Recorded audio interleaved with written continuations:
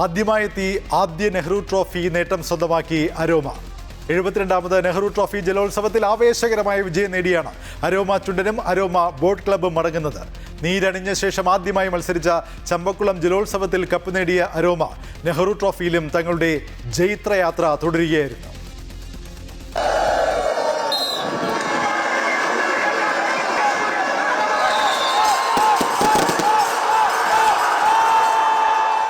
ആവേശം അതിരുകടന്ന 72ാമത് നെഹ്റു ട്രോഫി ജലോത്സവത്തിൽ പുതിയ ചരിത്രമെഴുതി അരോമ ചുണ്ടൻ. ആദ്യമായി പുന്നമടയിൽ തുഴയെറിഞ്ഞ സംഘം ആവേശകരമായ വിജയം നേടിയാണ് മടങ്ങിയത്. ആദ്യമായി നീരണിഞ്ഞ ശേഷം ചമ്പക്കുളം മൂലം ജലോത്സവത്തിൽ കപ്പിൽ മുത്തമിട്ട അരോമ ചുണ്ടൻ നെഹ്റു ട്രോഫി സ്വന്തമാക്കിയാണ് തങ്ങളുടെ അപ്രമാദിത്യം വീണ്ടും തെളിയിച്ചത്. രാവിലെ ചെറുവള്ളങ്ങളുടെ മത്സരങ്ങൾ തുടങ്ങിയപ്പോൾ തന്നെ പെയ്ത മഴ ചെറിയ ആശങ്ക സൃഷ്ടിച്ചെങ്കിലും പിന്നീട് അനുകൂലമായ കാലാവസ്ഥ വള്ളംകളി പ്രേമികൾക്കും ആശ്വാസമായി.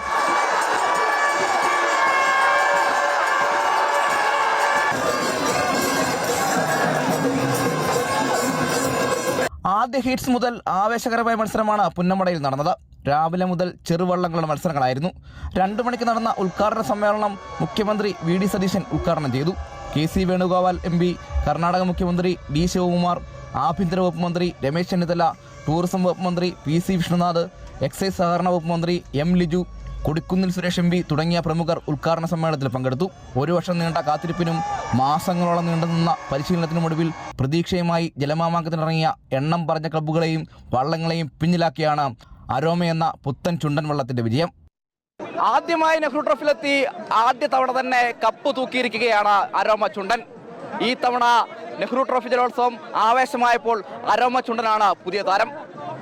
ആലപ്പുഴയിൽ നിന്നും ടീം അമൃത ന്യൂസ്.